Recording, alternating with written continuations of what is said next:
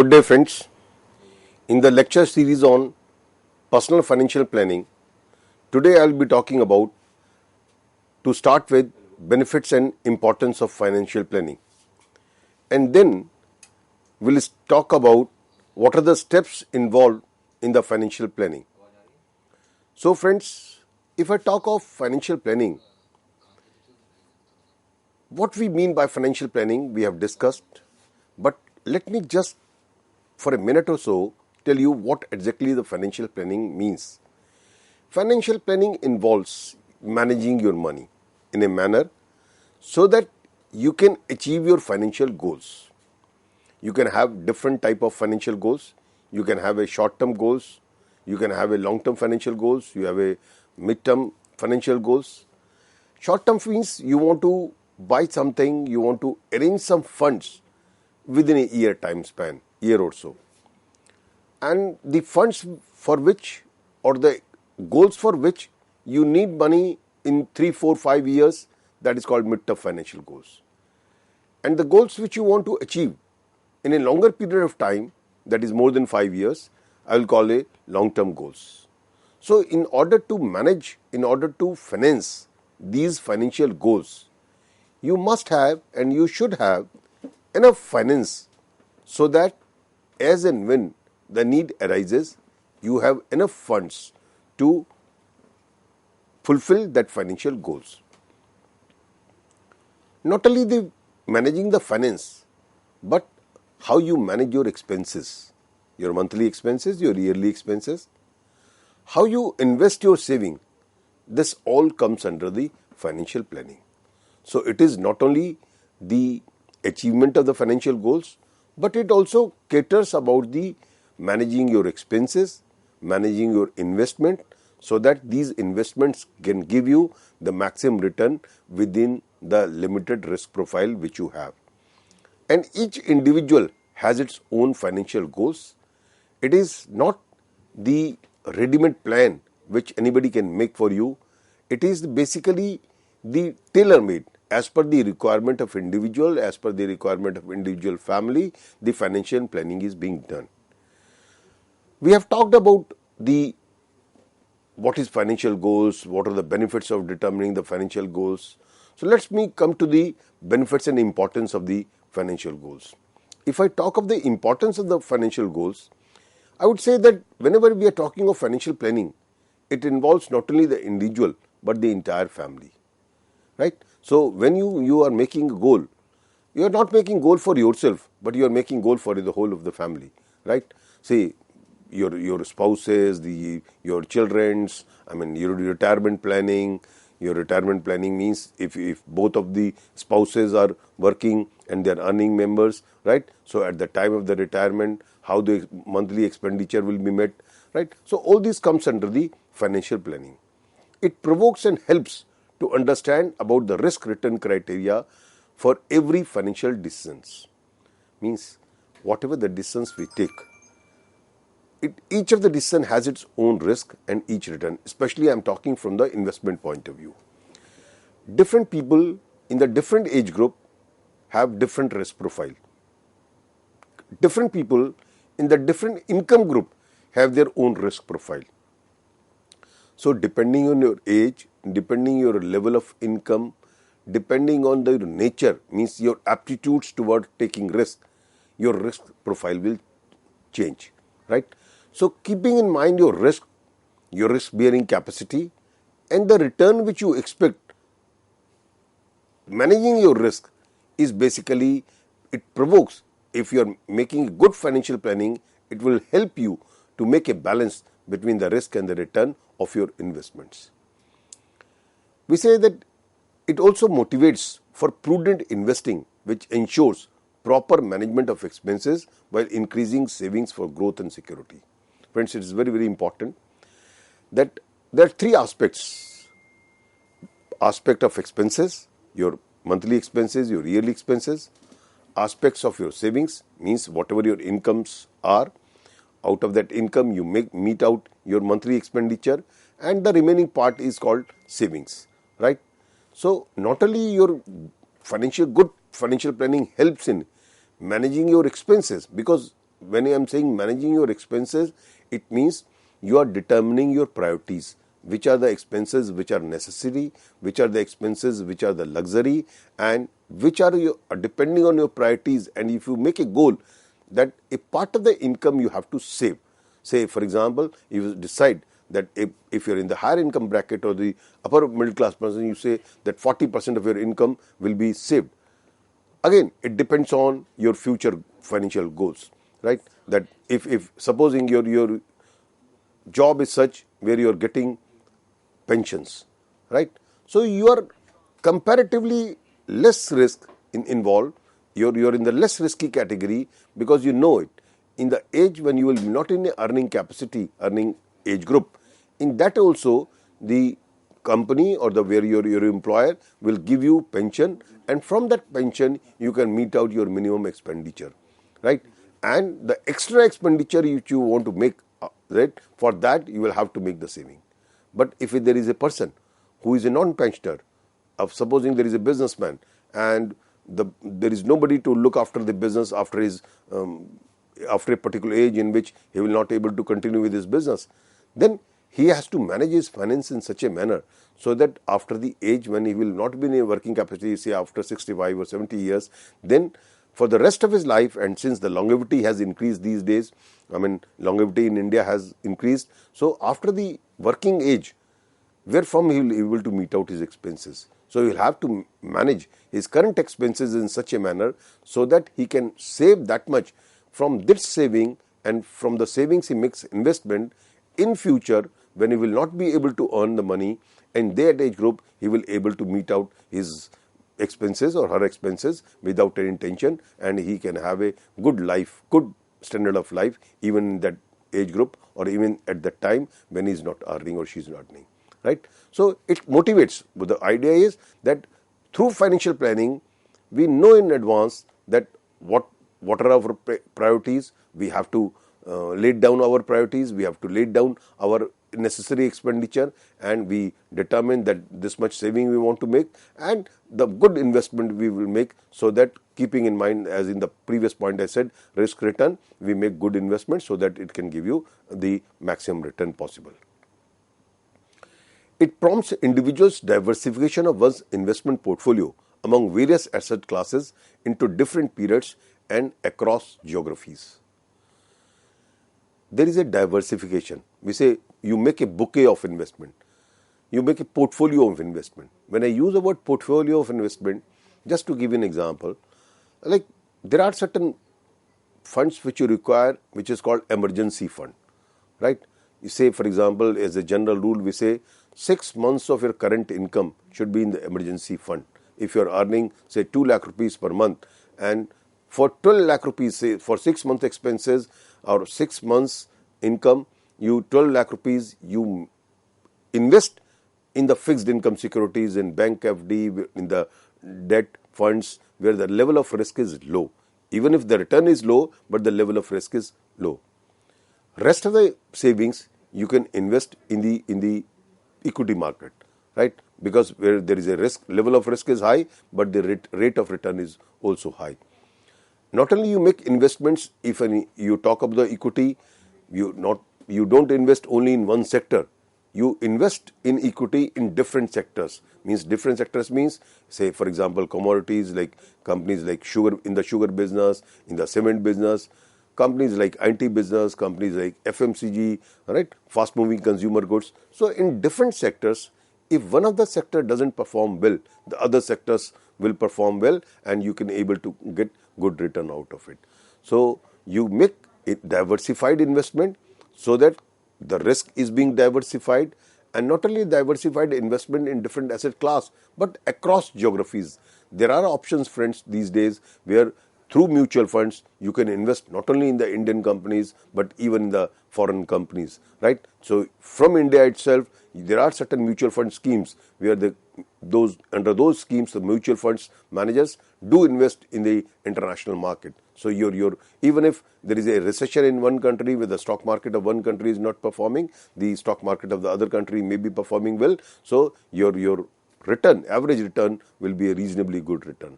So you invest not only in the diversified asset class but also across geographies. This is the importance of the financial planning. So through prudent financial planning, we are able to manage our investments. It can help the individual create and seed capital for a new venture and ventures into philanthropy, right? So if you are making reasonable savings and good investments, with the help of the investments, you will able to generate a good wealth, and with this wealth, if you want to start your own new venture, you will have enough capital to go for that. Means you will have enough capital, and with the help of the other sources of money, you can start your even venture.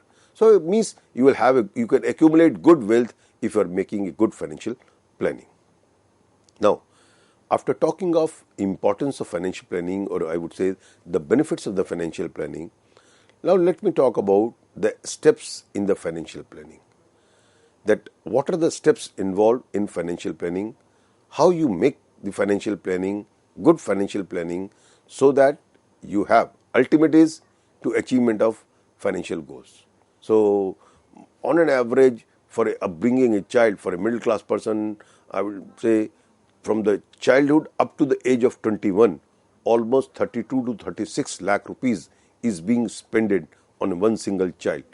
So the moment the child is being born in the family, in a house, you have to arrange that much fund for his education, for his food, for his other requirement. I am saying from the age group, a research was being made where it was being found in a good middle class, or say middle to higher middle class families, the expenditure from the birth up to the age of 21 on a child is 32 to 36 lakh rupees. So during this lifespan of 21 years, you have to spend that much money. You have to arrange for that, right? If there is a two-child family, you can double the expenses. So you have to arrange for that. So if you are making a prudent planning, then the problem will be least. So what are the steps? Determine your current financial situation, right? So I would advise, as a good financial planner, what you should do is that you must assess your financial situation. What is your current? Jot down all your current assets, or say assets rather. Current assets means the assets which you own at present, right? It may be in the form of house, real estate. It may be in the form of gold. It may be in the form of savings in the fixed deposits, in the banks, right? It may be in the form of bonds. It may be in different forms. The different asset class which you own, I am again repeating, it is in the form of cash, it is in the form of bank balance, you may be having deposits in the post office, you may have deposits in the different financial institutions like companies, FD. So all these fixed income securities, instruments where you have invested the money, jot down, right? Right, that where you have invested, how much you have invested in those fixed income securities, like in the banks, in post office, in the company's fixed deposits, right?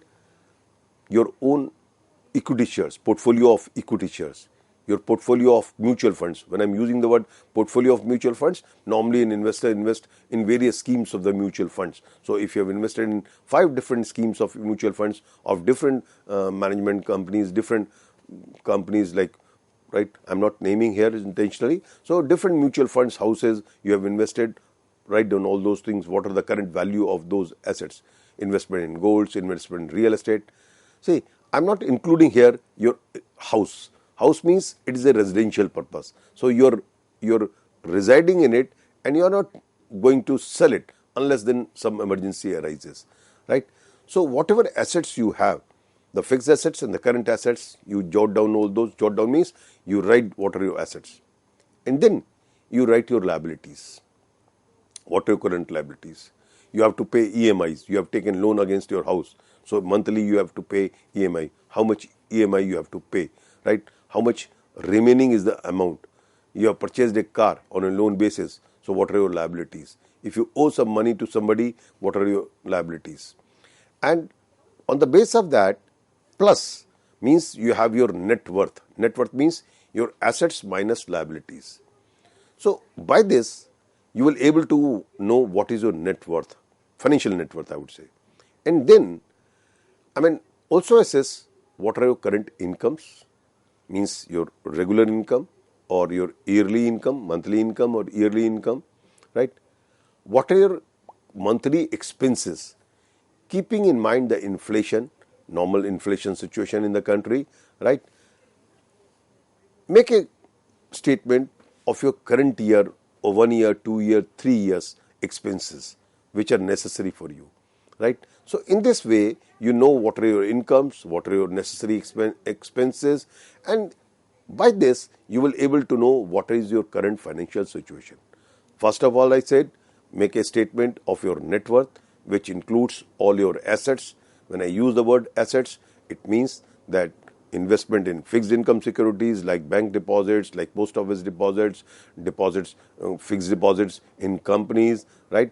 Investment in securities like financial securities like equity shares, investment in mutual funds, investment in bonds, investment in golds, investment in real estate, right? When I'm using the word real estate, it means other than your house also be the part in the parcel of this real estate, right? So jot down all those points, make the summation of it, that what is the total worth of it, and then jot down all your liabilities, your current liabilities and the liabilities which you owe to the banks and other institutions. Write down all those, and that thereby you will able to know the net worth.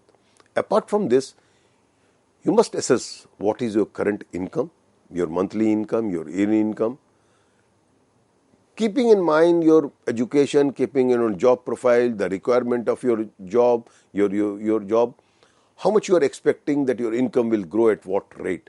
It is purely an expectation, right? Scientific expectation, that on the base of that, what will be your income in the years to come, and what are your expenses.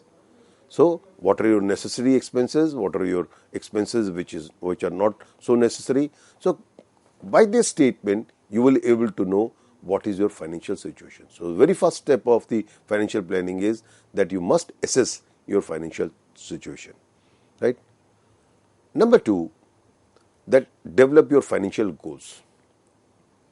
Friends, most of us keep on earning money. We are serving somewhere, or if we are in the business, we are doing the business, right? We are earning. You must know that what your financial goals are and when it will arise. See, as I said in the beginning of lecture in some context, that there are three types of financial goals.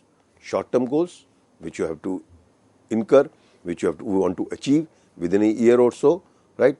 Like say buying a refrigerator, right? You want to buy a bigger refrigerator, buying a laptop, buying a motorcycle for your son or daughter, right? So this you want to make within this year. Then the expenses which you have to incur, the financial goal which you have to want to achieve 5 years down the line. You are a young person, just married, right? So if you are just married, you want to plan your kids' education.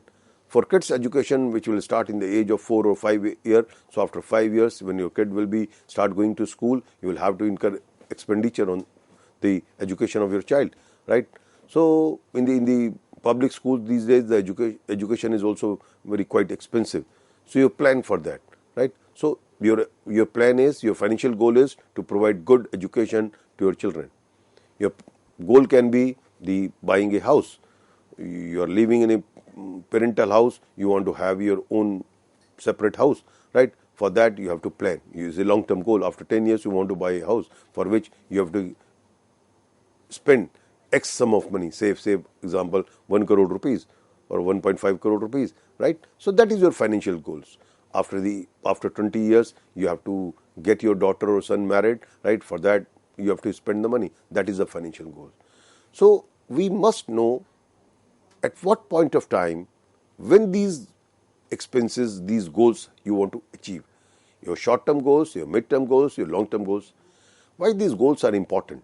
These goals are important so that you have clarity in your mind that how much money you will be needing when, right, in order to achieve those financial goals. So that you can plan your income, plan your expenses, plan your savings in a manner so that at right time, right amount of money will be available to you for incurring the necessary expenditure, right? So you must develop your financial goals so that you can plan for the future. Suddenly if some expense arises and if you are not prepared for it, right, then it will be difficult for you. Supposing I have a car, I use a car and I want to buy a car of 15 lakh rupees.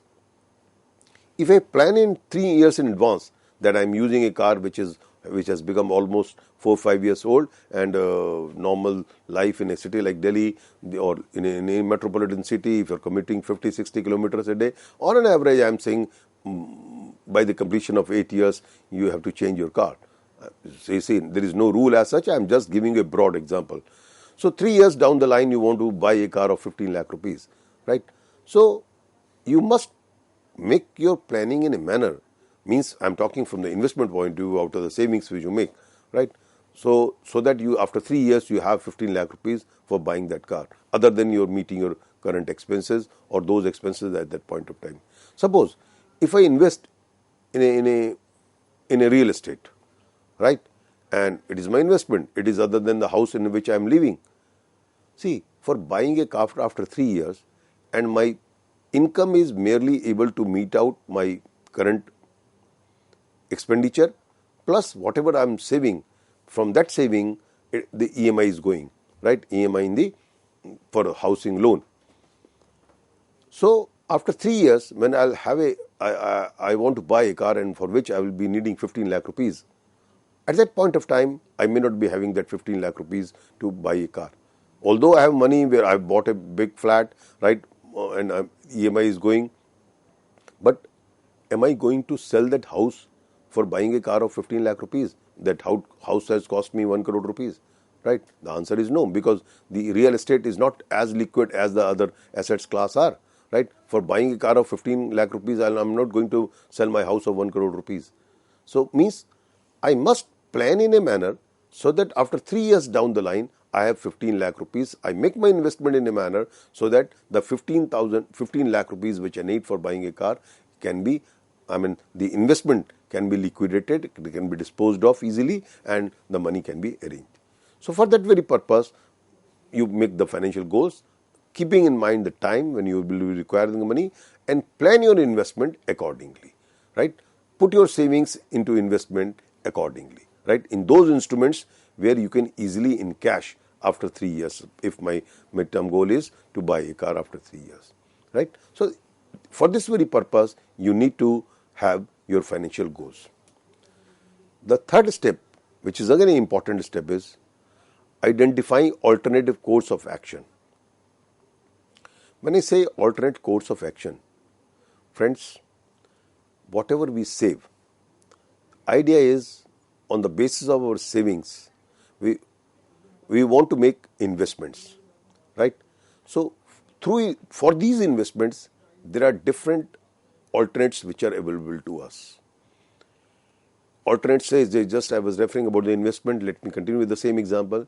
Investment can be in the fixed deposits, in the fixed income securities. Investment can be the equity.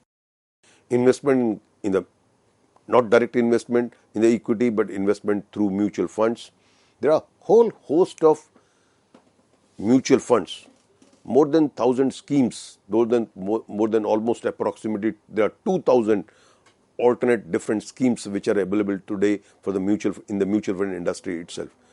Depending on your risk profile, depending on the time horizon, depending on your age group, depending on various factors, you have to decide which investment option you will choose, right?